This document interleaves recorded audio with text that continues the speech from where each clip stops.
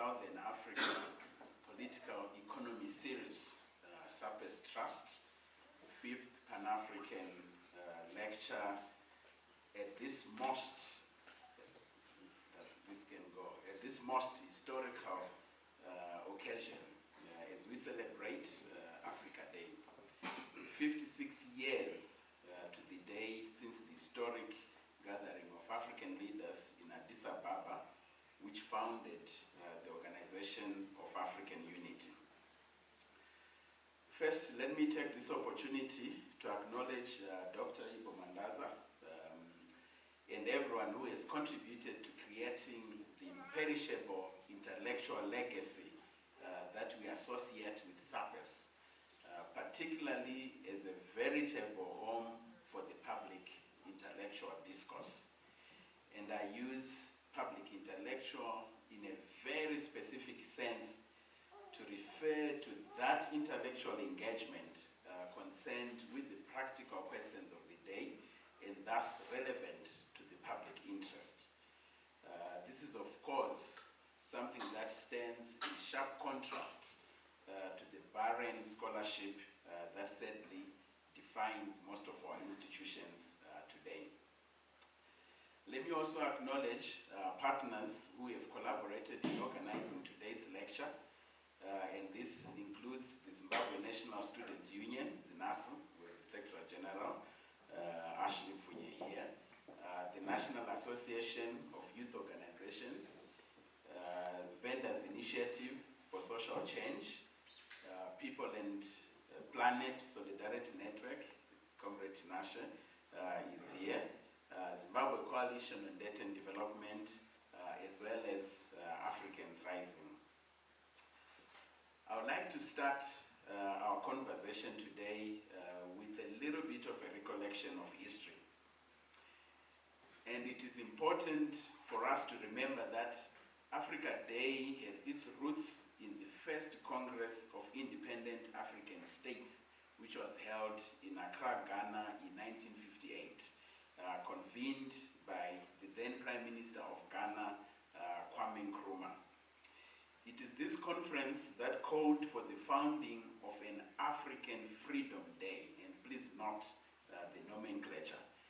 And it was an African Freedom Day as a day defined as a day to, and I quote, mark each year the onward progress of the liberation movement and to symbolize the determination of the people of Africa to free themselves from foreign domination and exploitation. And it is sustained engagements from this 1958 meeting among the African leaders that culminated in the historic founding of the Organization of African Unity on the 25th of May, 1963. And it's at that particular moment that the Africa Freedom Day that had been defined in 1958 was renamed African Liberation Day. And as we all know, in 2002, the Organization of African Unity changed its name to become the African Union. And the African Liberation Day was renamed Africa Day. In my view, what is most noticeable in the transitions that I have just mentioned is the change from having a clear theme, Africa Day, Africa Liberation Day, embedded in the day that we are celebrating today, to a decidedly vague nomenclature, which is Africa Day.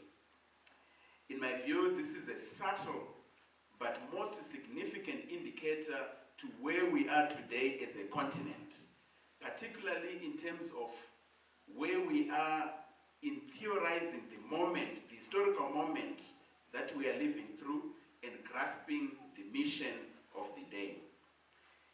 And indeed, we must pose the question, what is the central theme around which Africa is mobilizing today? If you refer to the 1958 meeting, it was African freedom. If you go back to 1963, it was African liberation. And today, it is Africa Day. So the question begs an answer.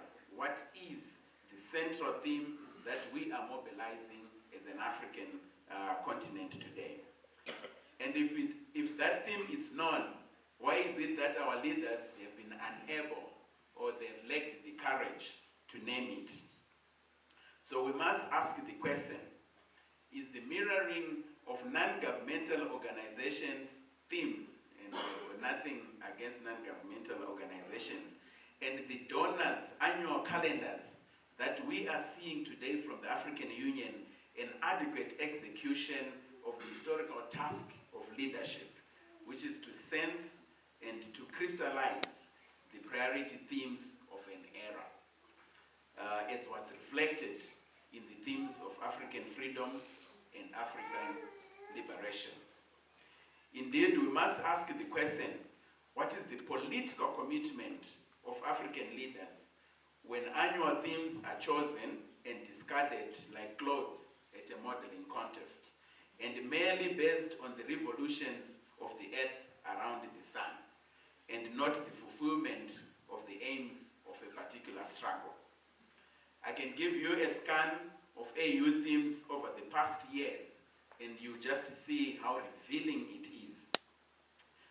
We are just coming from 2018, and the theme for 2018 was winning the fight against corruption, a sustainable path to Africa's transformation. And I have to bring that back again. It's winning the path against corruption, semicolon, a sustainable path to Africa's transformation. That was 2018. It has already been discarded. And when it was discarded, the current theme for 2019 is the year of refugees, detainees, and internally displaced persons, semicolon, towards durable solutions to internal displacement in Africa. And if you go back to 2017, the theme was harnessing demographic dividend through investment in youth. I think the point is clear that we are wearing these themes now and throwing them off willy-nilly. And given the foregoing, it is not an exaggeration in my view to say that there's been a void in defining a collective vision for the next era for Africa. And Africa Day has become more about the past rather than the future, as were the themes of African freedom and African liberation. It is important to emphasize that when these themes were put out, it was not a case of looking back to a moment of African freedom in the past or a moment of African liberation in the past. It was a matter of articulating African freedom as the next chapter and articulating African liberation as the next chapter. So I'm sure you will agree with me when I say that there is something wrong with where we find ourselves, because our last big idea cannot have been 60 years ago. And Africa Day has always been about the next era, not the past, as somehow it is postulated to be today. And at the risk of belaboring the point, and maybe sounding a little bit cynical, I will add that Africa Day has become somewhat vacuous and has been left to be defined anyhow. For some, it's the day to be seen with your kente cloth, as I wanted to do today. I just forgot my kente cloth. Wow, Tinashe has his kente cloth. And for others, it is a day, and I'm going to court to cook African food, breakfast and lunch for your children, as my niece Moline here in a pink jacket was showing me in a letter from her school.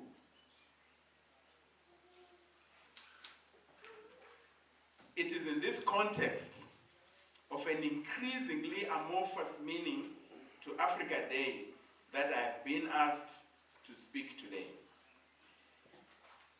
I'm sure you will be sympathetic to the difficult task that I face, especially if I let you know that the organizers of this lecture did not make it any easier, in that in the briefing that I received, I was simply invited to deliver the lecture with the total freedom to choose the theme that I wanted. Well, the good part is that whatever I speak about today, including everything that I've already said, I am on topic. However, the challenging part is that I have to scratch my head to identify the biggest question for Africa today.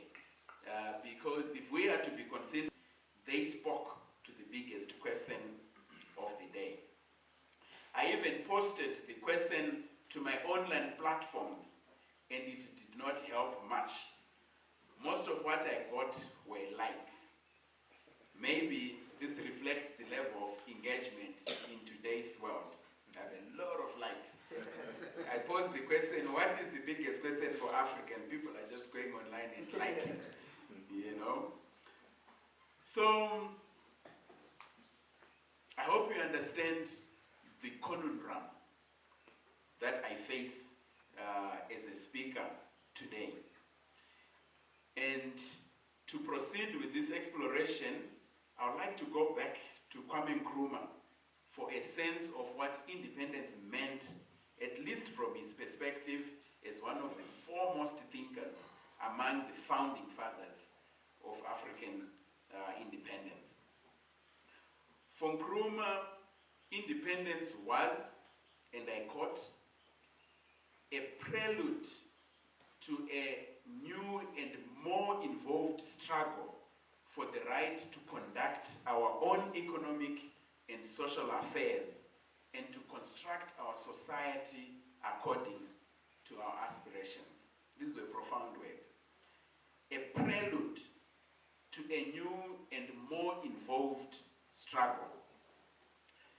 The profound insight in Nkrumah's words is the clarity that independence was not the end of the struggle. In a sense, he makes it clear that it was not even the beginning. It was merely a prelude to the more involved task of constructing society according to our aspirations as Africans. Nkrumah recognized that even though the shackles of colonialism had fallen, it was still going to be a matter of struggle for the independent Africa to conduct economic and social affairs in a way that reflected African aspirations.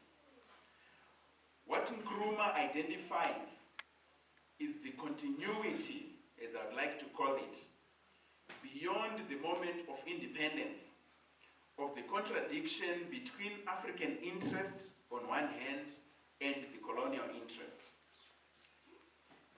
And we have to understand that this specific contradiction had been the principal contradiction defining the liberation struggle. Thus, in this sense, independence, at least from Nkrumah's perspective, only partially resolved the contradiction between the liberation movement and the colonial project. And I think with hindsight, we can look back and say that Nkrumah was right, at least partially. The contradiction he identifies between the interest of our erstwhile colonizers to continue to thwart an independent development path has persisted even to this day. There continues to be an intense fight to control Africa's development process and impose self-serving, externally designed models that do not benefit the continent. You will recall that the fight for this right to conduct our economic and social affairs, as Nkrumah puts it, has been a vicious fight in which there has been casualties, including Nkrumah himself, Patrice Lumumba, and people like Thomas Sankara. And it's a fight that continues to this day. Indeed, vested external interests have maintained a hold on Africa's economy beyond the moment of independence. And this explains the great paradox of immense natural resource wealth side by side with distressful poverty, and why Africa is consistently at the bottom of the Human Development Index. When they look at levels of education, the wealth that citizens have, and the life expectancy, the level of health that citizens have, Africa is consistently at the bottom. Yet, we are one of the richest continents. And I'm submitting today that it is a result of this contradiction that Nkrumah foresaw. And it also explains the slow pace of structural reform of Africa's economies and the continued absurdity of an Africa that continues to produce what it does not consume and consume what it does not produce. And at the same time, we continue to wonder why Africa is in a situation of perpetual poverty and economic crisis. Further, it explains why Africa produces cocoa, tea, gold, diamonds, lithium, coltan, and every other raw material that you can imagine and mention that is necessary for sustaining the global economy. And yet, it is other countries, mostly in the West, that ultimately make the money and get rich from this wealth. It explains the insertion of Africa into a global economic governance architecture that enables billions of dollars to leave the continent every year through illicit financial flows and destined mostly for the developed world. In short, it is this unresolved contradiction that Nkrumah hinted that explains why the economic surplus from economic activity carried out in Africa accrues elsewhere other than on the continent, resulting in Africa's continued impoverishment. It is a contradiction that has been sustained through the imposition and indeed willing acquiescence by African leaders of self-serving development paradigms that have negated economic transformation and pro-poor social policy on the continent. It is a contradiction that has been sustained through expert advisors that have been deployed from those with contradictory interests who have literally taken control of development planning and the development process in general in most African countries. So 56 years later, we must continue to advance the quest to control Africa's social and economic affairs according to African aspirations as part of the more involved struggle that Kwame Nkrumah foresaw. Thus, the call for sovereignty and African solutions to African problems that we have had many a times remains a relevant call. And as Mahmoud Mamdani puts it, there is nothing vulgar in that mantra. It is simply a call for a contextual solution. And the demand for that call arises from having been prescribed non-contextual, one-size-fits-all, non-contextual solutions from outside that have not worked. But that is as far as I would like to go in unpacking that one sentence from Kwame Nkrumah's perspective on what independence meant. And I would like to proceed and say, perhaps what Kwame Nkrumah did not foresee is the internal question that would arise and give Africa's political process today what I would like to suggest is its most defining character. And I hope now, the students we have, the young people we have here will engage me on this, listen and engage me on this. Because we said earlier on that we are in a place where there's this vacuous nomenclature around Africa Day that we are engaged in. And there is this absence of an identification of the central theme around which we are mobilizing and organizing as a continent. And I think our task today is to put substance to Africa Day.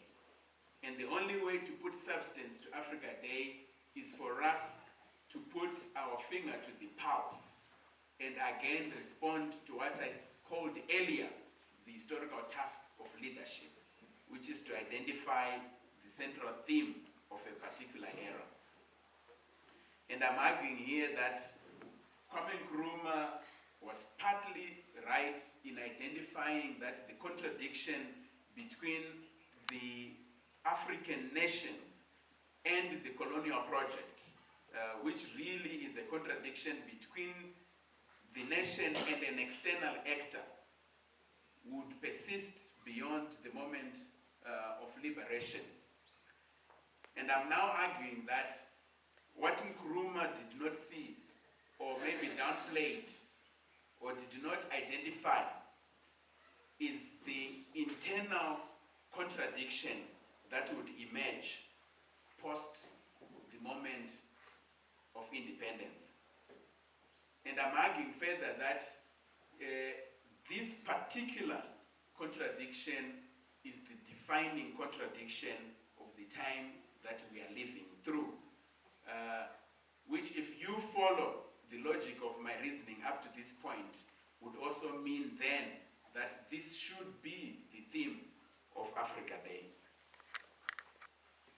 And I've mentioned now that Nkrumah did not foresee in his postulation that you were going to see a contradiction emerge between the African nationalist leaders who led the struggle for independence and their regenerated progeny, and that's a very important point, and the post-independence generation of African citizens whose main concern is on seeing the African political process in this post-independence era is defined around the divergent interests between the top-down militarist, the end justifies the means cultural upbringing of African nationalist leaders, which perhaps was necessary in the context of an armed struggle, and the reality now that the total freedom from oppression and total freedom to pursue unbound dreams is not just an aspiration of the African masses post-independence, but is a necessary condition to unleash the full development potential of the continent. I'm sure you agree that this is true if we all accept that the innovation and creativity, especially of Africa's young people, is a crucial engine for Africa's forward development. and it only flourishes in conditions of opportunity and total freedom. So there is a sense in which this was an inevitable fault line that will emerge in the post-independence period, particularly given the fact that the liberation struggle did not equip our nationalist leaders with the capacity to lead the next era. And this is what I call a cultural shortcoming that defines the nationalist leadership today. And it is a product of African nationalists' own top-down political upbringing, and it puts them in direct conflict with the aspirations for freedom and democracy by African citizens post-independence. This point, just by itself, makes an adequate case for generational leadership transition as a necessary condition for society's forward progress. And in my view, it is the failure to resolve this contradiction between the African nationalist leadership and the aspirations of the African citizens post-independence that explains why almost invariably the moment of liberation has been followed by a degeneration into authoritarianism and historical stagnation. And I think it's important that we examine a little bit further what happens post-independence and the record of African leaders, particularly to understand how the nationalist elite changes from being part of the people's struggle to, in some instances, going all the way to becoming an enemy of the people. And you must understand that in the context of the liberation struggle, the nationalist elite and the people were together. They were all part of the people's struggle. Because the people's struggle was defined at that particular moment as all those who were working as part of advancing the decolonization project or the liberation struggle project. So at that particular moment, or before the moment of independence, the nationalist elite and the people are one and the same. But I'm now submitting that in the post-independence period, if we are agreeing that the central question has now become a question of the people's quest for freedom, then you are seeing a disjuncture between the nationalist leadership and the people. And it extends, depending on where you are looking at, all the way to the nationalist elite becoming an enemy of the people.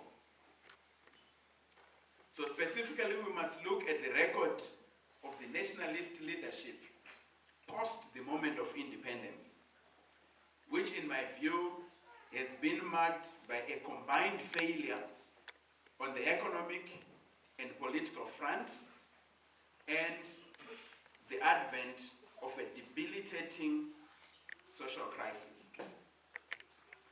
And I'd like to speak a little bit about what is happening with regards to economic failure. So what is evident at the moment of independence is the incapacity of the nationalist leadership to match up to the task of economic transformation.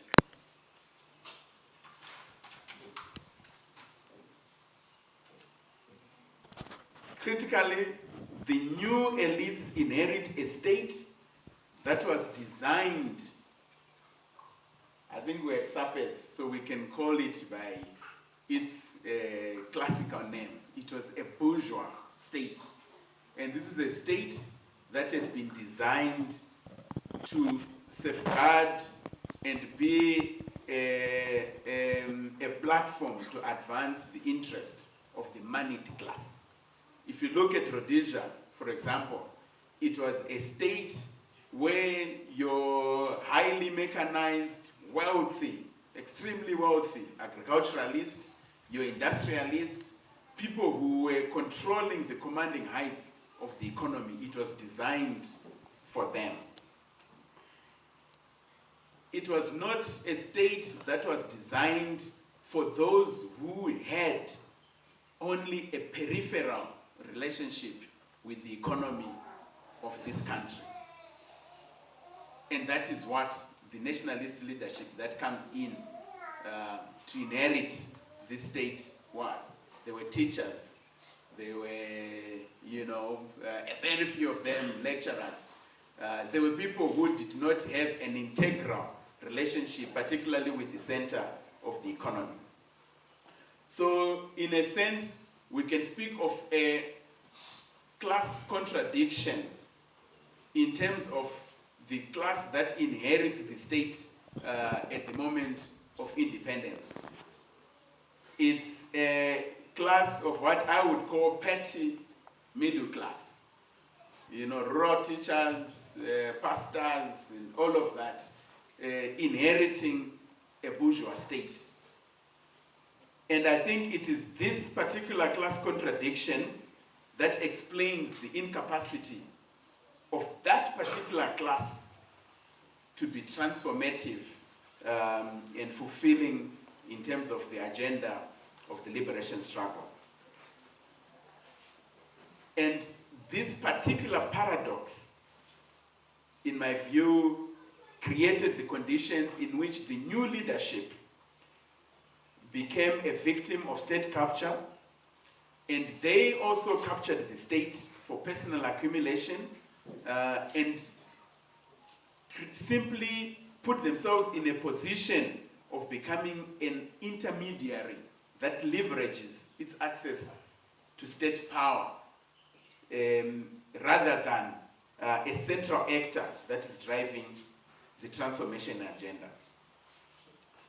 So if you look at many examples, corruption, because if you are to become an intermediary, that's facilitating access to the wealth of any particular country, and facilitating access to this wealth by only a minority at the expense of a transformation agenda that would uplift the majority of the population. It, by definition, means that you fall into the trap of corruption. And this is why, in my view, corruption has emerged as a pernicious challenge and a major obstacle in the post-independence era. So you saw at the moment of independence a rush to accumulate by this petty middle class and a rush to become facilitators and enablers, particularly to global capital, to access the wealth of the independent countries. And what you did not see was even an investment in productive capital formation, and actually let me say productive national capital formation to build what would have become an anchor class that would sustain the transformation project post the moment of independence. So it is not a secret, we've all experienced it, that post-independence, abject poverty becomes a reality, economic crisis becomes a reality, and underdevelopment is sustained in the post-independence era. And it is that particular failure on the economic front that drives the disaffection of the masses, resulting, in my view, in what we have seen as growing authoritarianism. But let me move on to the political failure. So at independence, the triumphant nationalists who become the new ruling elites simply take over the colonial state and maintains it with its inherent injustices, including the structures of coercion And what you see is an absolute failure to consolidate the new state building, particularly through sound economic policies, improving livelihoods that would have fulfilled the aspirations of the liberation project. But most importantly, you see this shift to liberal democracy in name in our post-independence period. So while you see the post-independence state dressed in the liberal state paraphernalia, including multi-partyism, constitutions, a theoretical mention of separation of powers between the administrative, the judiciary, and the legislative arms of the state, you have not seen a substantive adherence to those basic tenets of the liberal democracy. So it has been a case of beautifully authored constitution documents. Every country that you can go to has a beautiful constitution. But what you find lacking is the principles of constitutionalism. So we can agree that there's not been an adherence to the very basic tenets of liberal democracy. If you go to South Africa, where they argue in much more crystallized ideological terms, they will tell you that the stage after the national liberation struggle was supposed to be what they call a bourgeois democracy revolution. But basically, the advent of liberal democracy, simply meaning that the coming in of a state that will have what I've just mentioned, a liberal constitution, a separation of powers between the executive, the judiciary, the legislature, and respect of civil liberties. And even from a revolutionary perspective, that still represents an advance. Moving from a colonial order to a bourgeois democratic order where citizens can enjoy these rights represents an advance, a historical advance.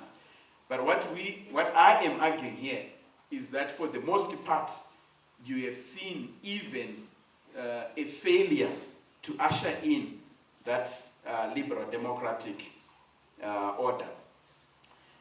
And we are left to conclude that then maybe the purpose of the constitutions that we are seeing and this elaborately designed governance architecture is merely to constitute international respectability of the state and tick particular boxes, and does not in any way reflect a political commitment from the nationalist leadership. A most noticeable failure has been when it comes to the separation of party from state, particularly ruling party from state. The ruling party oftentimes has tended to operate as a state party.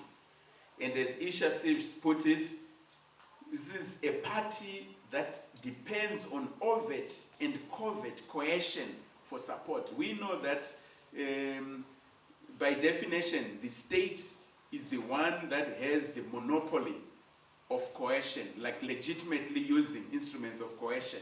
So when you start to see a party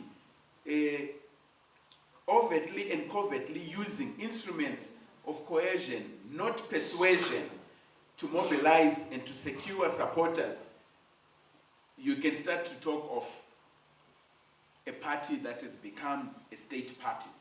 And the second feature that Issa Shiv mentions is the phenomenon where the material and financial base of the party is a parasitic extraction from the state, including contributions from parastatals and unofficial taxation. And thirdly, you also see a full conflation of the state bureaucracy into party functionaries, whether it's at the level of chiefs, headmen, local intelligence officers, agricultural extension officers. You see that total conflation which speaks to this becoming a party state that I referred to. And most significantly, African nationalists have tended to maintain the draconian set of laws that the colonial state used for oppression, exploitation, and suppression of workers, peasants, vendors, and the different social classes that constitute our society. And the more the masses are disaffected, the more the nationalist leadership clamps down on the civic space. And this is why, if you look at it within the political framework, the process of reforming and reconstituting the state in a democratic direction is a crucial aspect of ensuring that the people's aspirations for freedom are affirmed. So I want to move on to the last two pieces.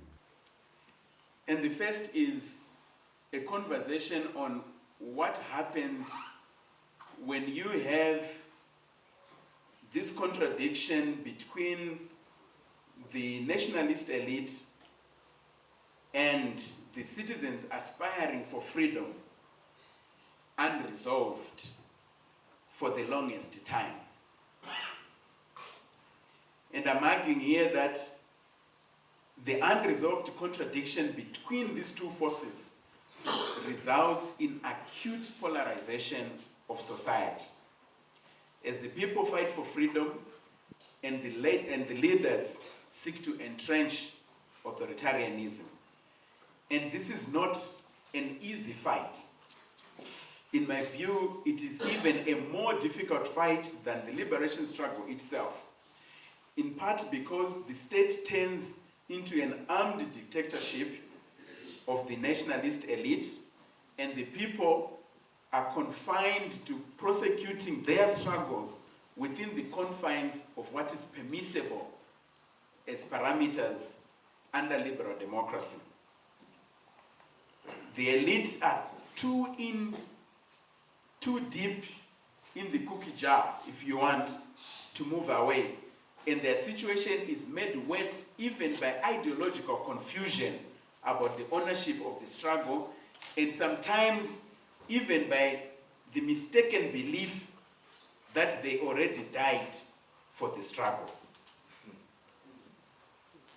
And on the other hand, the people cannot give up because the conditions of pain and suffering are just that unbearable. So what tends to happen is that a stalemate emerges.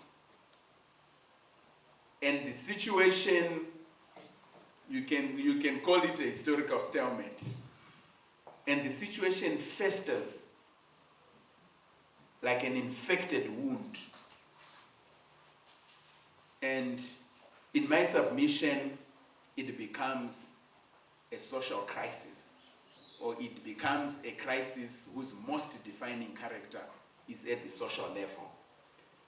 And this is expressed in the unraveling of the social fabric of communities, of society. It is expressed in rampant uncertainty, especially amongst young people, and the loss of hope. It is expressed in atomization. It is expressed in various social ills that we can point to in most post-independent societies, whether it's drug abuse, it's alcohol abuse, it's what we see today, young people hanging precariously at the back of combis. It's expressed in just something that you look at and you can see that someone is not driven by hope and optimism and a belief in a better future.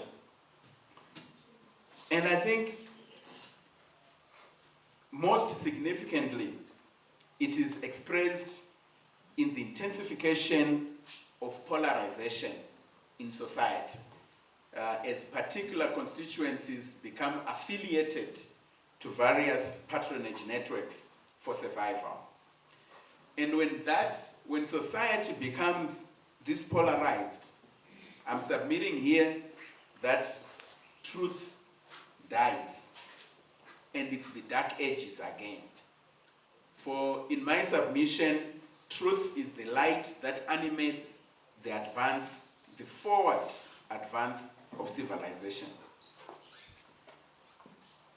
So you find yourself in this moment of acute polarization and of an acute social crisis resulting from this unresolved contradiction between the nationalist elite and the people's aspirations for freedom. And I want to submit that historically, if you look at how society moves from the Dark Ages and moves forward, it is the voice of artists that have to rise. And by artists, I include today the public intellectuals, those who will be able to speak truth, even in conditions of extreme polarization, and conditions where society has become cripplingly divided. And I'm emphasizing that point really to point to a task to our young intellectuals and our young public intellectuals and our artists today. But I think the bigger question that we have to ask ourselves is, how do we resolve this contradiction? This is the most fundamental question today. How do we resolve this contradiction between the nationalist elite leadership and the people and their aspirations for freedom? And I think for us to respond to that question, we need to understand the nature of the contradiction. And by that, I mean, we need to ask ourselves, is this a non-antagonistic contradiction, or is this an antagonistic contradiction? I told my wife to bring a dictionary today, and I think she's just going to get it. Because if it's a non-antagonistic contradiction, it means that it's a contradiction that can be resolved through mere debate.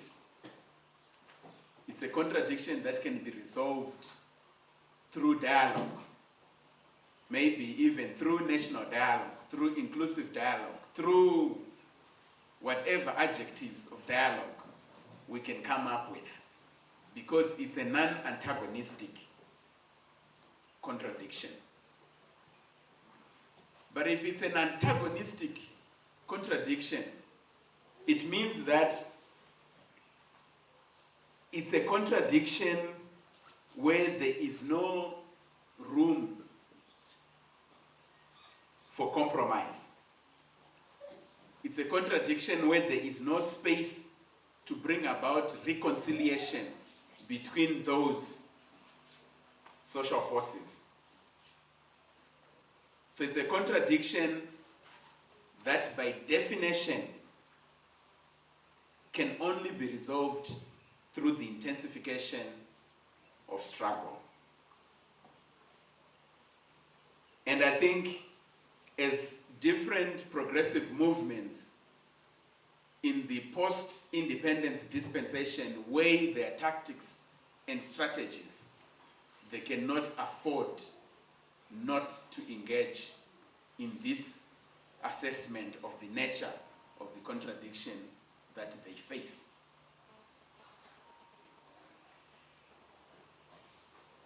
I decided not to give an answer to this question today. I think it's a question that must be answered by the people and their organs of struggle. But it's a question that they cannot afford to ignore.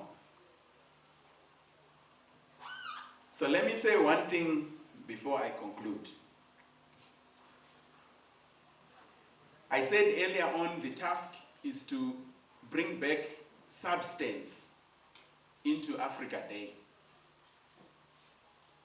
And I've argued that in my assessment, the principal theme of the next era is the people's freedom. And I'd like to suggest that this is the most fundamental question for Africa today. And I think if you look at Nkrumah and his statist approach, which is understandable because he was speaking as a head of state at that particular time, we must establish today that the people are a higher sovereign to the state. So indeed, it must be very clear that when we talk of sovereignty, we are talking of the people, the masses. We are not talking of a state architecture. And I think that is where we need to focus Africa Day moving forward. The people's freedom, their agency, their power, their capacity, their strength, their hopes, their dreams, their drive, their aspirations. It has to be about the people's freedom and the task to create conditions that guarantee the people's total freedom. To me, that is the next era for the continent. So in conclusion, I'd just like to summarize and say, the true spirit of Africa Day is a call to the future. It's a call to the next era and not the past. Further, I would like to say the principal contradiction that defined the liberation struggle was between the colonized countries and the colonial project. Today, the principal contradiction defining the African political process is internal, and it is defined around the divergent interests between the nationalist leaders keen on retaining power by all means and the citizens whose quest for freedom is inextinguishable. This appears to me to be the contradiction that we need to focus on. A resolution of this contradiction, in my view, will usher in the next chapter in Africa's era of people's freedom and opportunity. Freedom from all forms of oppression and exploitation, and freedom to pursue unbound dreams. And this is the essence of the generational call for change across the continent, in my view. So we can argue that our next stop is freedom. And as I sit down, let me say to you, if you had not noticed, that there is not a single Z in all my texts. So please do not accuse me of having spoken of Zimbabwe. Thank you.